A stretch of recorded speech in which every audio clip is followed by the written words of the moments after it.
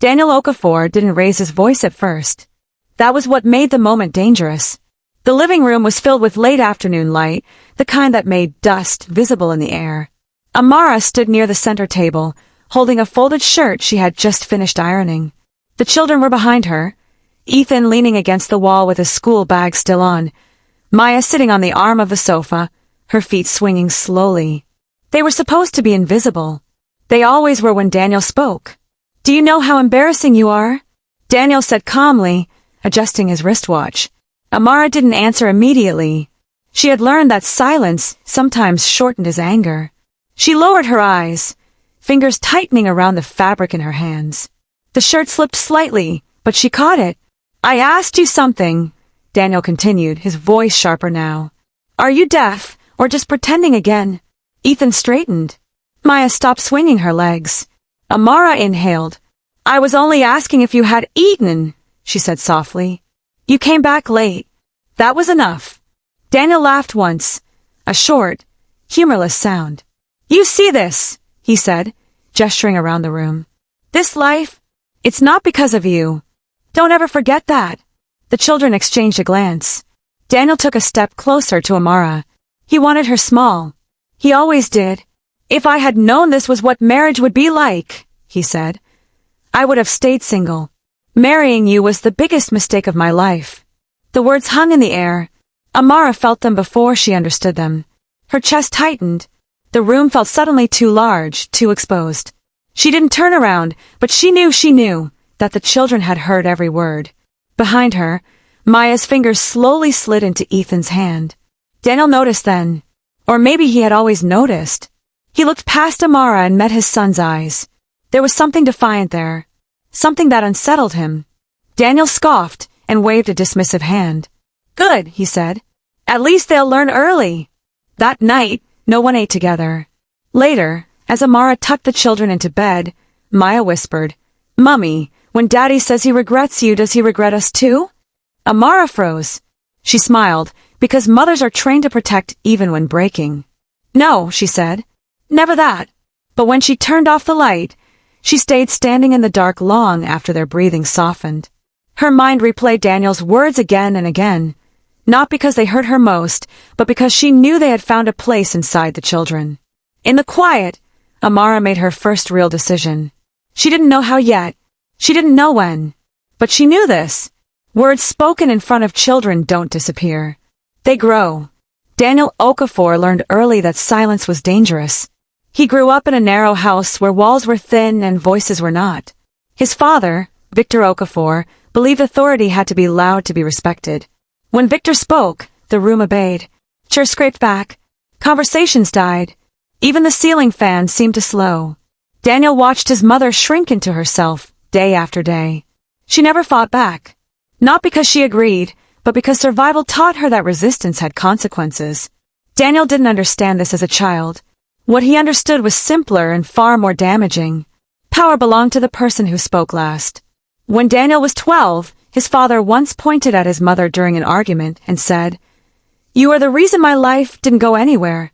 Daniel remembered the way the words landed. He remembered thinking, not with anger, but with awe, "So this is how you win." Years later, when Daniel met Amara, he mistook her gentleness for permission. Amara didn't interrupt. She listened fully before speaking. When Daniel complained about his job, she didn't challenge his version of events. She nodded. She asked questions. She believed in peace more than ego. On their wedding day, someone joked, "This one will humble you, Daniel." Daniel laughed. He didn't realize then that humility and silence look the same only to people who fear neither. The early signs were small. Daniel corrected Amara's grammar in public. He decided where they would live without asking. When she hesitated about leaving her job after their first child, he said, "A good mother knows when to step back." She did. Foreshadowing crept in quietly. Amara began to notice that Daniel spoke differently at home than he did outside. His colleagues described him as calm, respectful, considerate. At home, his patience evaporated over minor inconveniences. Once, after a disagreement, Amara suggested counseling. Daniel's smile vanished. "You want outsiders teaching me how to run my family," he said. "My father didn't need therapy." That sentence lodged itself in Amara's memory. Daniel didn't see himself becoming his father. He believed he was better because he never raised his hand. What he didn't understand was that words, when sharpened by repetition and delivered in front of children, cut deeper and last longer. After the night he shamed Amara in front of the kids, Daniel slept soundly. His conscience felt clear. In his mind, he had only spoken truth. He believed honesty excused cruelty. In the kitchen the next morning, Amara moved quietly. She packed lunches. She signed school notes. She smiled when required. But something had shifted. When Daniel left for work, she opened her laptop. Not to cry, not to complain, but to remember who she had been before her voice grew small. She searched for professional certification programs. She didn't tell anyone. Cruel men rarely notice when the ground beneath them starts to move. Children learn faster than adults realize. They learn not from lectures, but from repetition, from patterns, from what happens after the shouting stops. After the night Daniel shamed Amara in front of them, the house didn't become louder. It became quieter. That was the change Daniel failed to notice. Ethan stopped asking questions. Before, he had been curious about school, about money, about why his father always seemed angry after work. Now he observed instead. He learned when to speak and when not to. He learned that timing mattered more than truth. Maya learned something else. She learned how to read faces. She could tell when Daniel's footsteps meant danger and when they didn't. She could tell when her mother's smile was real and when it was armor. At night, she sometimes asked Amara questions that felt too old for a child her age. Why does Daddy only shout at home? Why does he talk nicely to strangers? Why doesn't he ever say sorry? Amara answered carefully, not to excuse Daniel, but not to poison the children either. She chose her words with the same precision Daniel never had. Some evenings, after the children slept, Amara sat alone in the living room and replayed moments she once brushed aside. A flashback of Daniel mocking her opinion at a family gathering. Another of him dismissing her achievements as small wins. At the time, she had told herself it was stress. Now she saw a pattern. And patterns, once seen, can't be unseen. She began to write things down, not dramatic entries, just dates and details. What was said, who was present, how the children reacted. She didn't know why she was doing it yet, only that something inside her insisted this mattered. Foreshadowing appeared in unexpected places.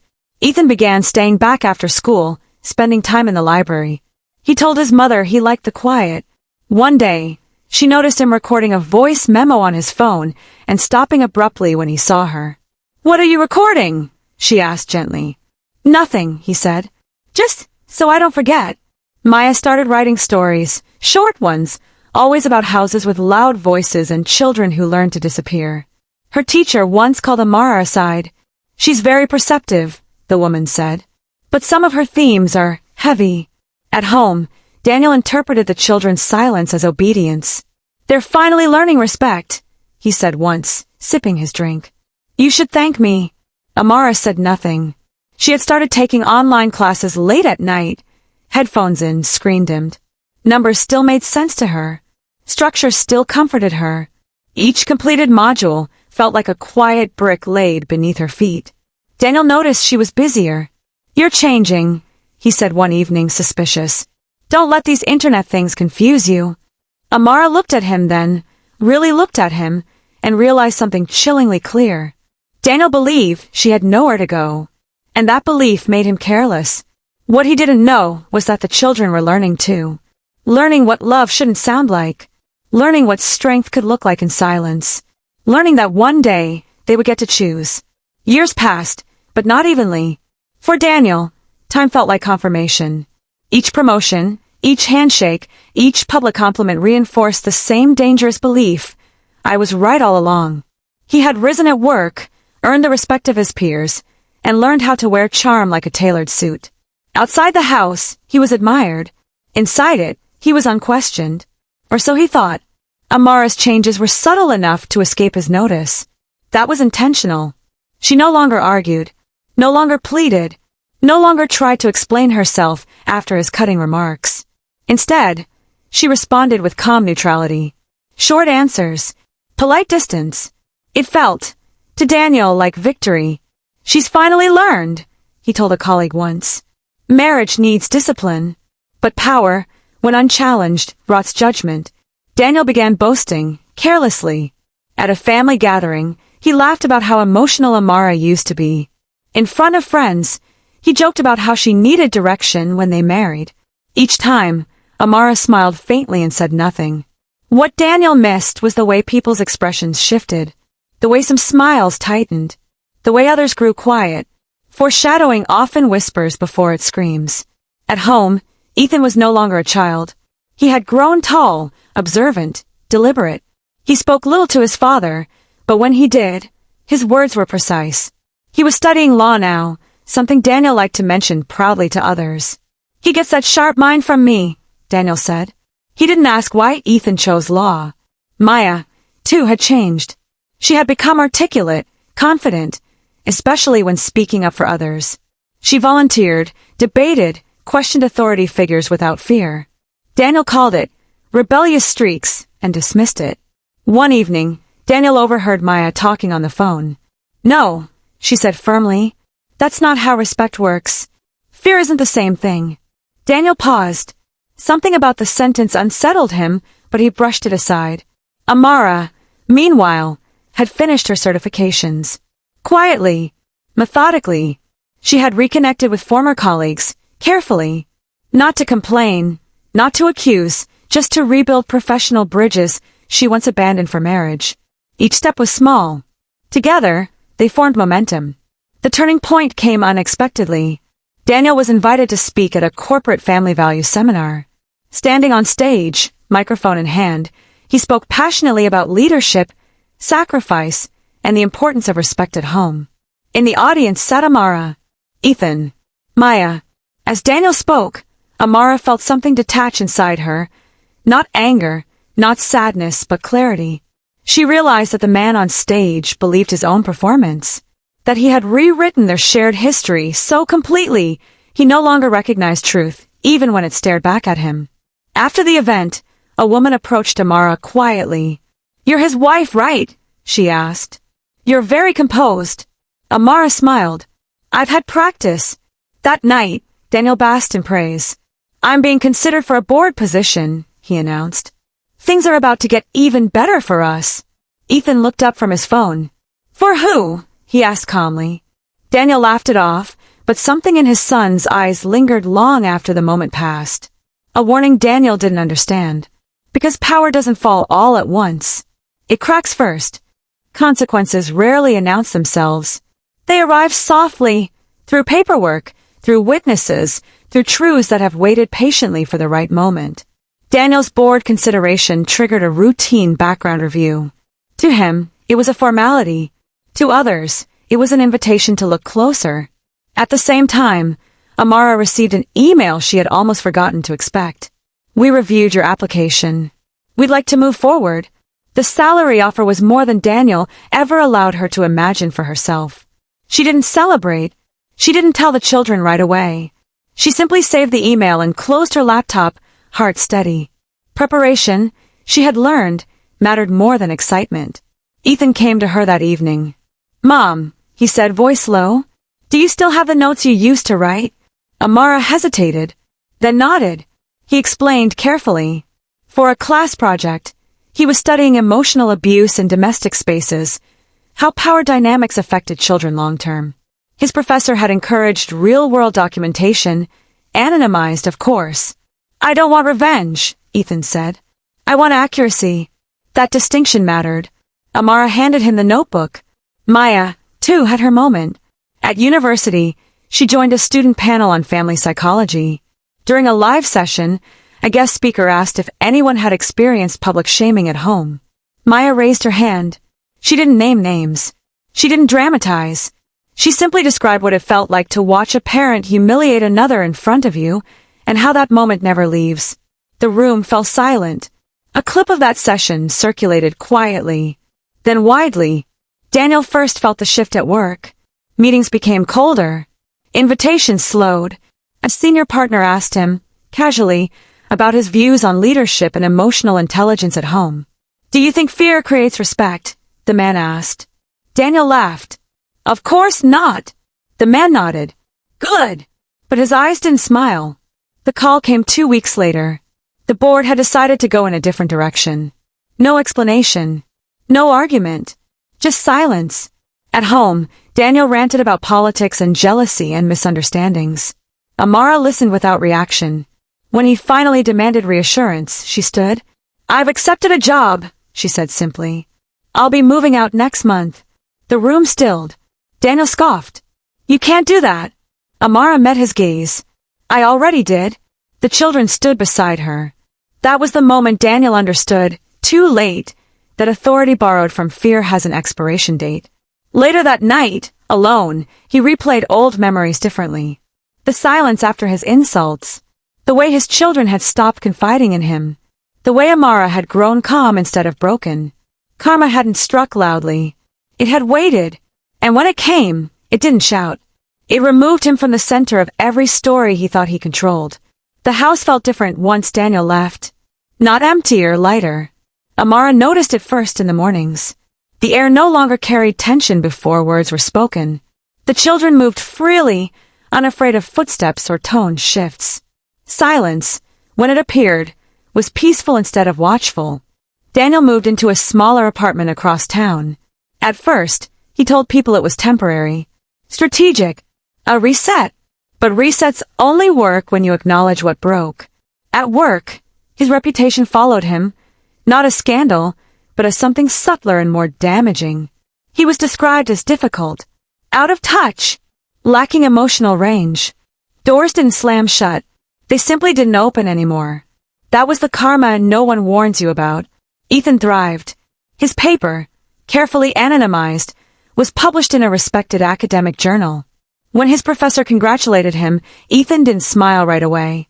He just breathed, like someone who had carried weight for years and finally set it down. Maya began mentoring younger students. She was known for her clarity, her fearlessness, her refusal to tolerate humiliation disguised as authority. Where did you learn that? Someone asked her once. At home, she replied. Amara flourished quietly. Her new job challenged her, respected her, rewarded her. She rented a modest apartment filled with light and books and plants. On the wall hung nothing from her marriage, only art she chose herself. One evening, Daniel called. He sounded older. I didn't know, he said. I thought I was teaching discipline. Amara listened. She always listened. But listening no longer meant absorbing blame. You taught something, she replied calmly. Just not what you intended. There was a pause. I regret how I spoke to you, Daniel said. Especially in front of the kids. Amara closed her eyes, not in pain but in closure. They heard everything, she said. And they learned from it. So did I. When the call ended, she didn't feel triumph. She felt free. The children visited Daniel sometimes. Boundaries were clear. Respect was required. Love, now, was conditional on behavior, not obligation. Daniel sat alone often, replaying moments he once dismissed. The night he called his wife his greatest regret, the look on his children's faces, the silence that followed. He finally understood the title of his own story. Not because someone punished him, but because the people he once controlled no longer needed him to survive. And that loss, quiet, irreversible, was the consequence he never saw coming.